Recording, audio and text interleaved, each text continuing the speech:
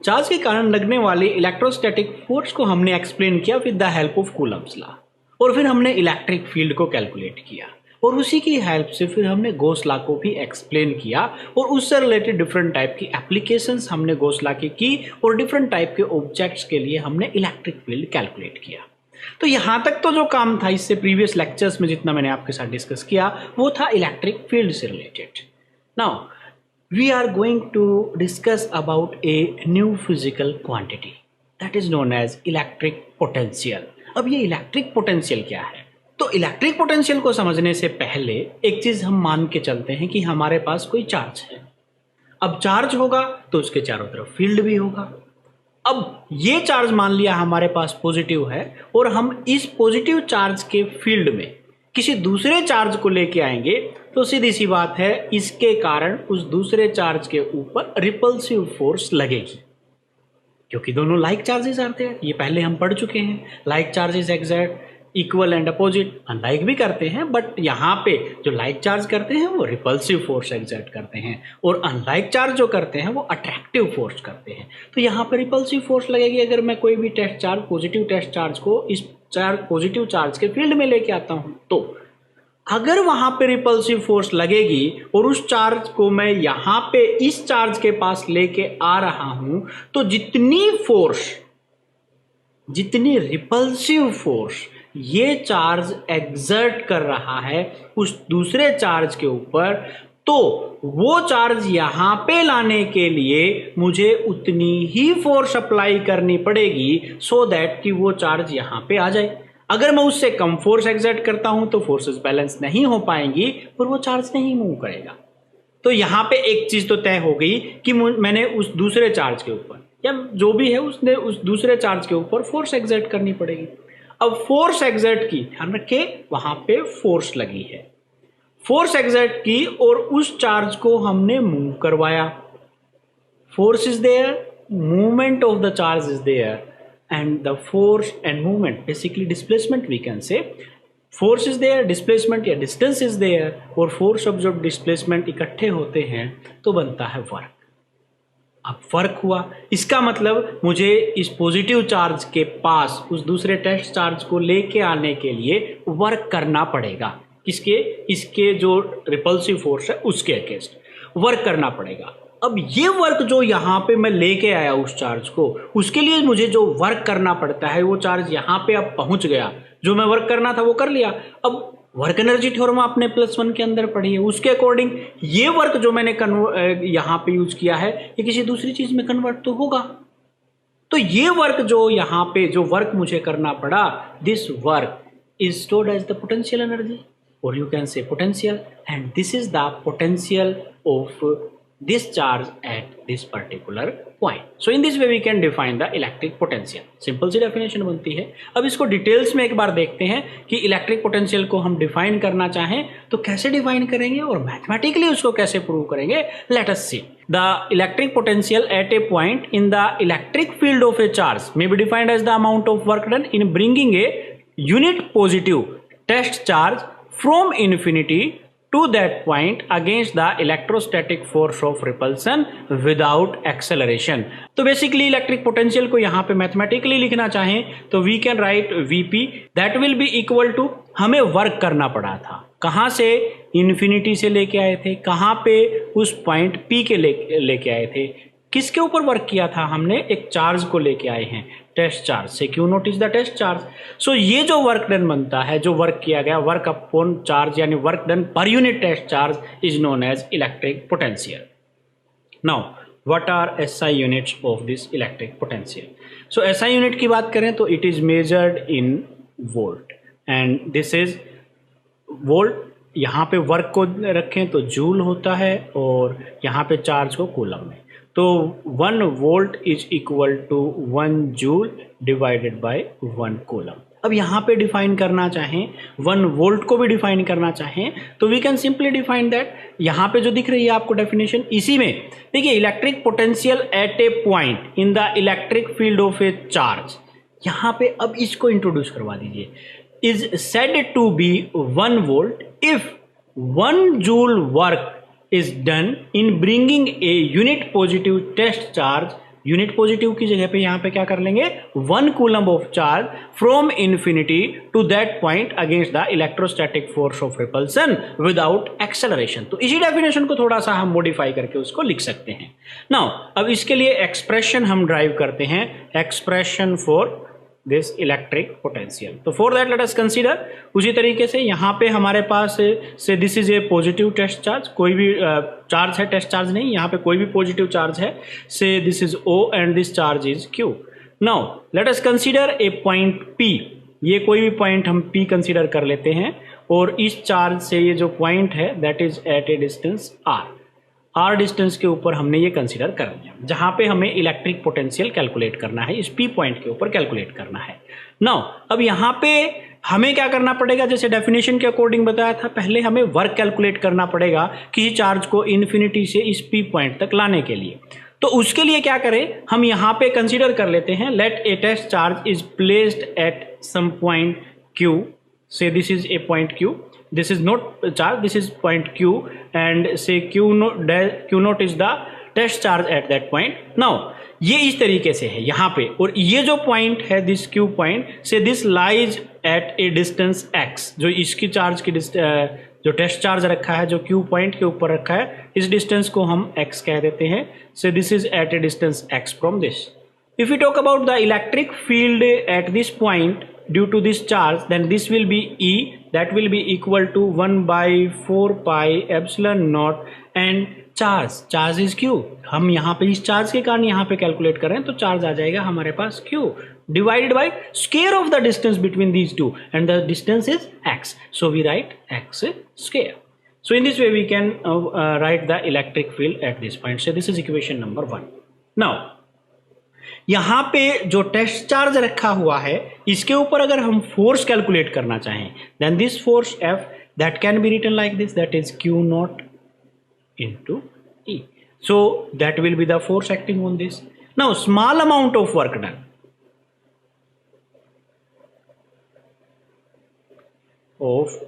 Done, क्योंकि हमने क्या करना है, चार्ज को मूव करवाना है, तो we have to calculate work.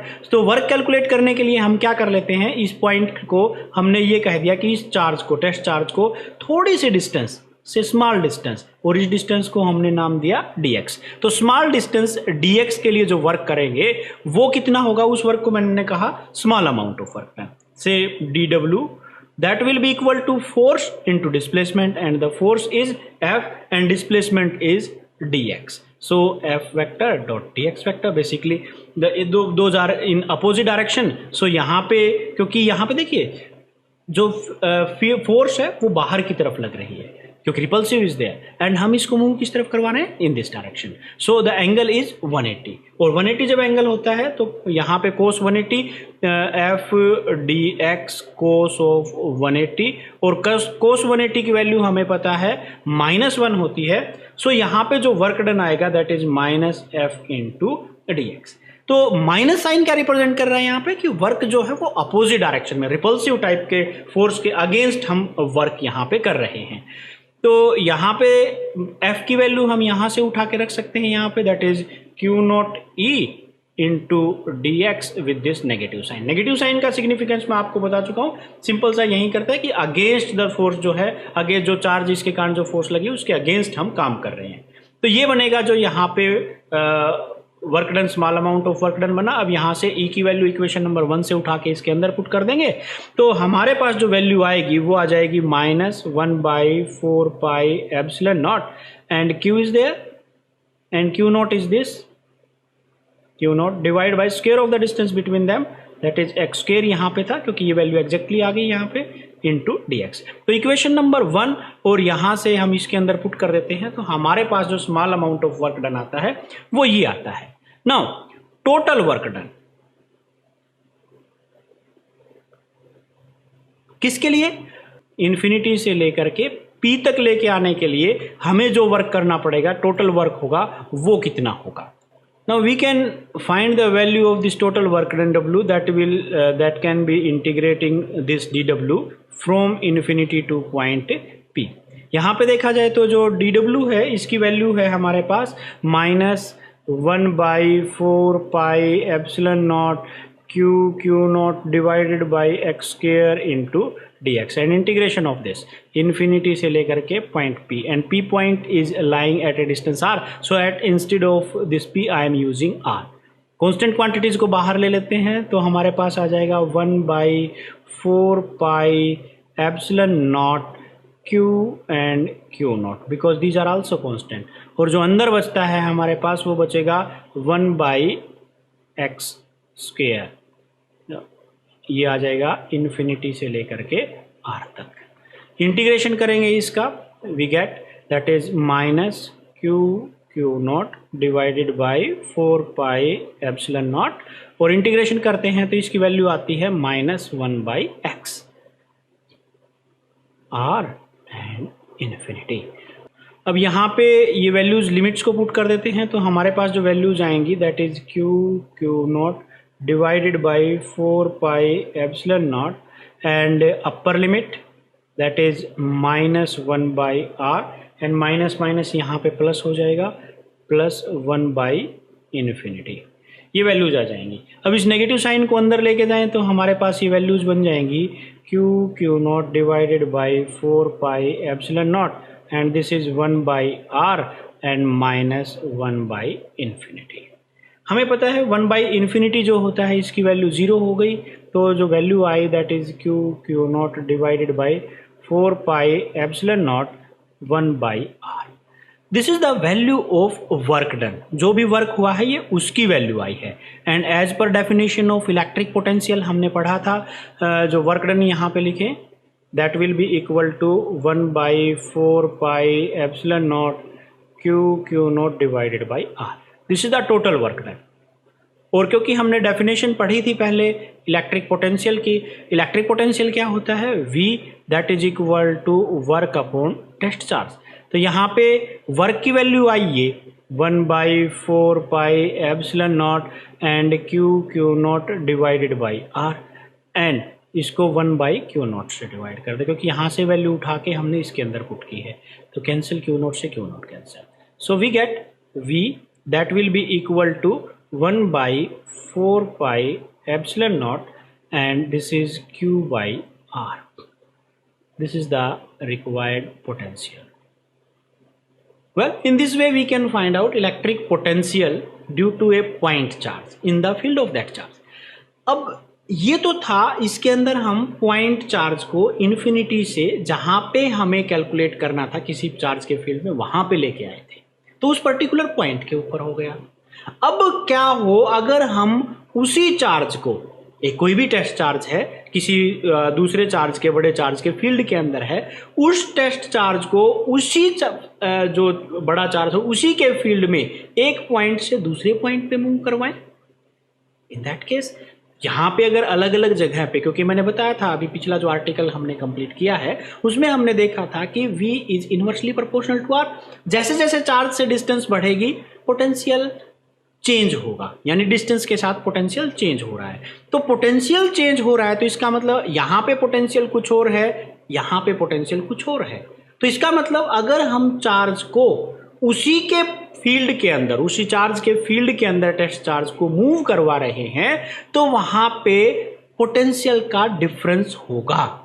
And that potential difference is known as electric potential difference, or in simple words we can say potential difference. अब इस potential difference को हम किस तरीके से define कर सकते हैं, कैसे उसके लिए mathematical calculations करेंगे, let us see. तो देखिए उसके लिए हमें कोई खास स्पेशल काम करने की जरूरत नहीं है. जो आर्टिकल हमने अभी अभी यहाँ पे कंप्लीट किया है, यहाँ पे इस आर्टिकल के अंदर भी बिल्कुल लगभग सिचुएशन सारी वैसी की वैसी ही होंगी. यहाँ पे फर्क देखिए, इसमें हमने किया था कि इन्फिनिटी से मूव कर रहा था, उसको हम इन्फिनिटी से लेके आए थे, तो हम चार्ज को उसी फील्ड के अंदर मूव करवा रहे हैं, उसी के फील्ड के अंदर यहाँ से वहां लेके जा रहे हैं. तो डेफिनेशन में थोड़ा सा चेंज करेंगे. क्या? The electric potential at a point. अब यहां पे इलेक्ट्रिक पोटेंशियल की बजाय electric potential difference at a point का बजाय क्या हो जाएगा, between 2 points in the electric field of a charge may be defined as the work done in bringing a unit positive test charge from यहाँ पे infinity की जगह पे हम क्या कर देंगे, from one point to another point, else everything is same. So what I written with this green color is the new definition for electric potential difference at a point की बजाय between 2 points. तो इस तरीके से हम उसको define कर सकते हैं। अब यहाँ पे देखा जाए तो इन्फिनिटी की जगह पे क्या कर देंगे, मान लिया एक पॉइंट हमारा m मान लेते हैं और दूसरा पॉइंट क्या मान लिया n, तो यहाँ पे इस पॉइंट को हम m मान लें और दूसरे पॉइंट को क्या मान लें, हम n मान लें यहाँ पे p की बजाय, तो वो बन जाता है। इसके लिए n पॉइंट जो बनेगा इसके लिए r1 मान लेते हैं और जो दूसरा पॉइंट है उसको r2 मान लेते हैं, यानी कि हम r2 पोजीशन के ऊपर जो पॉइंट है उसको हम कहाँ पे लेके आ रहे हैं, r1 पोजीशन के लिए लेके आ रहे हैं। तो यहाँ पे सारी चीजें सेम रहेंगी, जो थोड़ा सा चेंज आएगा हम देखें यहाँ पे, तो देखिए इंटीग्रेशन में है, हम इन्फिनिटी से उस पॉइंट तक कर रहे थे, अब मैं इसको थोड़ा सा चेंज करके इसी चीज को हम एक बार समझते हैं। आई थिंक ये क्लियर होगा, यहाँ पे आपको दिखाई दे रहा होगा। मैं इसी को इसी के साथ कंप्लीट करते हैं इसमें। तो देखिए कैसे करेंगे, यहाँ पे जो वर्क डन, यहाँ तक का काम सारा सेम है, एग्जैक्टली बिल्कुल डिटो सेम लाइंस के ऊपर चलेगा। यहाँ पे जो पोटेंशियल डिफरेंस के लिए जो वर्क डन कैलकुलेट करेंगे उस वर्क डन में आ जाएगा फ्रॉम, बताया था m से लेकर के n तक हम मूव करवा रहे हैं, m to n and this dw। Again यहाँ पे जो इंटीग्रेशन में आएगा -1/4 pi epsilon naught Q not divided by x square into D x, और यहाँ पे क्या हो जाएगा, क्योंकि m पॉइंट जो है उसको हमने r2 कहा है, इसको हमने r1 कहा है, r2 से लेकर के r1 तक हम लेके आ रहे हैं। तो यहाँ पे जो फाइनल रिजल्ट आएगा तो ये रिजल्ट हमारे पास फाइनल इसमें पहुंचता है। तो जहाँ पे इन्फिनिटी है वहाँ पे तो हमने कर दिया r2 और जहाँ पे r है वहाँ पे कर दिया हमने r1। तो इसका जो फाइनल रिजल्ट आएगा वो हमारे पास कुछ इस तरीके से होगा, Q not by 4 pi epsilon naught, और यहाँ पे मैंने बताया था इन्फिनिटी जगह पे क्या यूज कर रहे हैं हम, r2, तो यहाँ पे आ जाएगा हमारे पास, और r की जगह पे क्या यूज कर रहे हैं, r1, तो 1/r1 minus 1/r2। So in this way we can find out the work done. यहाँ से यहाँ तक मूव करवाने में ये वर्क डन करना पड़ेगा। और जब पोटेंशियल कैलकुलेट करेंगे, पोटेंशियल डिफरेंस बेसिकली मैं यहाँ पे लिख दूँ ताकि उसके साथ पजल ना हो। वैसे मैं ग्रीन कलर से इसी वजह से कर रहा हूँ ताकि दोनों चीज़ों के बीच में डिफरेंस हमें महसूस होता रहे, हम क्या कर रहे हैं वो पता चलता रहे, पजल ना हो एक दूसरे के साथ। तो यहाँ पे पोटेंशियल डिफरेंस निकालेंगे तो 1/4 pi epsilon naught Q as it is रहेगा, और क्योंकि उसके केस में 1/r रह गया था, 1/∞ तो 0 हो जाता है। यहाँ पे क्या कर देंगे 1/r1 minus 1/r2। So this will be the potential difference between 2 points. तो किसी भी 2 पॉइंट के बीच में पोटेंशियल डिफरेंस निकालना हो तो वो हम इस तरीके से निकाल सकते हैं। अब यहाँ पे यूनिट्स की बात करें तो यूनिट्स बिल्कुल सेम रहेंगी जैसे वहाँ पे हम यूनिट्स पढ़ते थे। The potential difference is said to be 1 volt if 1 joule work has to be done in bringing a test charge from 1 point to another point. Test charge की जगह पे वहाँ पे हम कर देंगे 1 coulomb of charge from 1 point to another point. So in this way we can define, सारी चीज़ें बिल्कुल डिटो सेम लाइन्स के ऊपर है, तो इस तरीके से we can find out the potential difference. तो यहाँ तक हमने इलेक्ट्रिक पोटेंशियल डिफरेंस कैलकुलेट किए हैं और वो उसमें हमने डिस्कस किया है सिंगल चार्ज के कारण। अब जरूरी थोड़ी है हर जगह पे सिंगल चार्ज हो, देयर में भी मल्टीपल चार्जेस, 2 हो सकते हैं, 3 हो सकते हैं, and n number of charges और सिस्टम ऑफ चार्जेस में भी देयर में भी large group. Then how we find out the electric potential due to all those charges. तो एक चीज यहाँ पे ध्यान रखें, जो इलेक्ट्रोस्टैटिक फोर्स हमने पढ़ी थी, इलेक्ट्रिक फील्ड हमने पढ़ा था, वो सारी वेक्टर क्वांटिटी थी। और इलेक्ट्रिक पोटेंशियल, क्योंकि ये क्या है बेसिकली वर्क, और वर्क क्या है, एक scalar quantity, work upon charge is also scalar quantity. तो ये इलेक्ट्रिक पोटेंशियल एक स्केलर क्वांटिटी है, और जब स्केलर क्वांटिटी होती है तो जो टोटल वैल्यू आएगी इलेक्ट्रिक पोटेंशियल की, that can B find out by simply algebraic sum. तो सिंपल एल्जेब्रिक सम से ही हम क्या कर सकते हैं, उसकी वैल्यू को कैलकुलेट कर सकते हैं। तो चलिए शुरू करते हैं। Electric potential due to a system of, और we can say group of charges. तो उसके लिए for that let us consider we have a large number of system of charges say this is charge Q1, this is another charge say Q2, this is say another charge Q3 and there is another charge say Q1।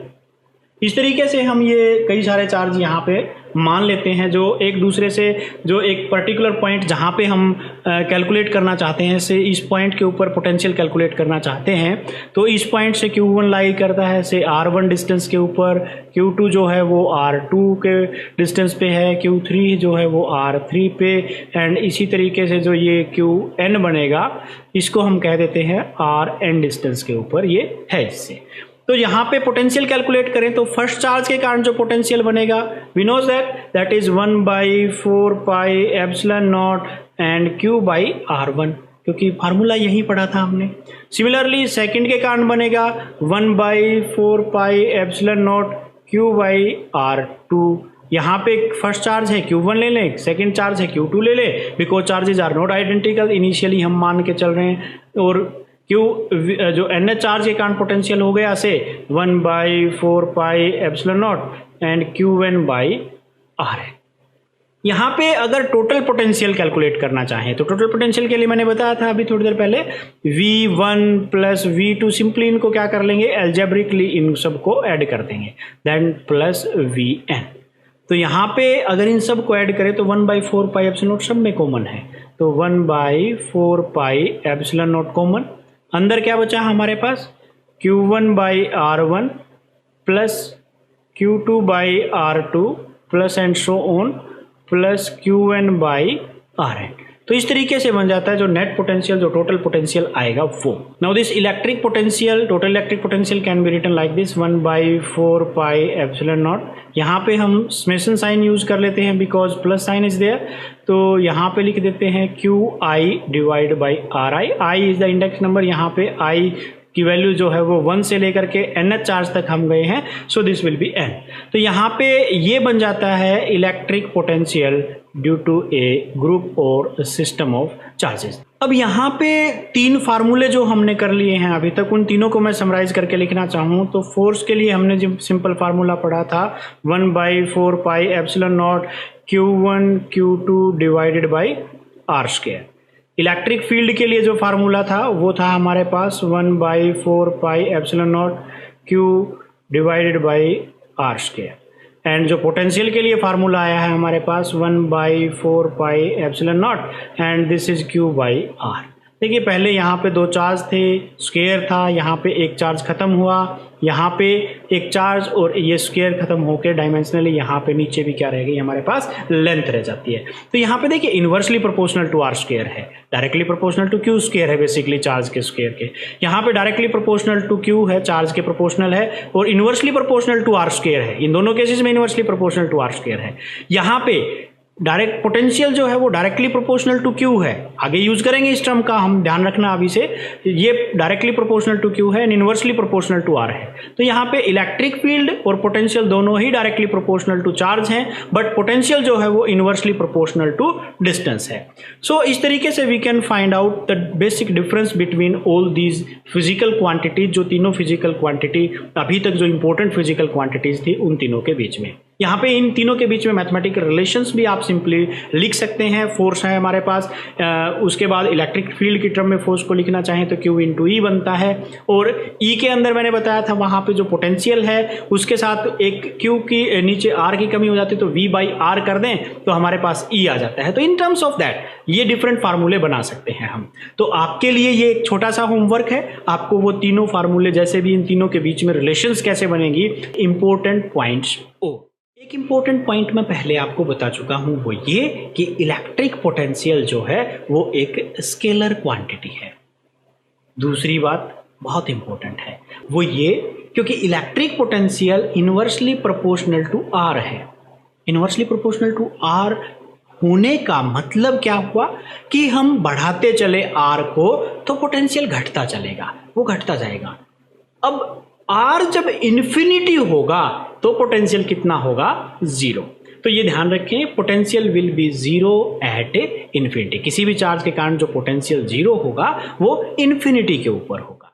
और electric potential का dimensional formula we can write very simply, क्योंकि हमें पता है electric potential है वो work upon charge है, और वर्क के लिए डायमेंशनल फार्मूला हमें पता है m1 L2 T-2 and A into T for charge. अब A इंटू टी क्यों? क्योंकि करंट इंटू टाइम अगर मल्टीप्लाई करते तो चार्ज आता है, तो चार्ज के ये डायमेंशनल फार्मूला होता है। अब इस डायमेंशनल फार्मूले के अकॉर्डिंग अगर लिखना चाहें तो we can simply write that is m1, यहाँ से कैलकुलेट करेंगे तो L2 T-3 and A-1। So in this way we can write the dimensional formula for electric potential। तो इस तरीके से हम इलेक्ट्रिक पोटेंशियल का डायमेंशनल फार्मूला भी लिख सकते हैं। सो ये था इलेक्ट्रिक पोटेंशियल के बारे में। तो आज के लिए इतना ही, मिलते हैं नेक्स्ट लेक्चर में। Thank you very much.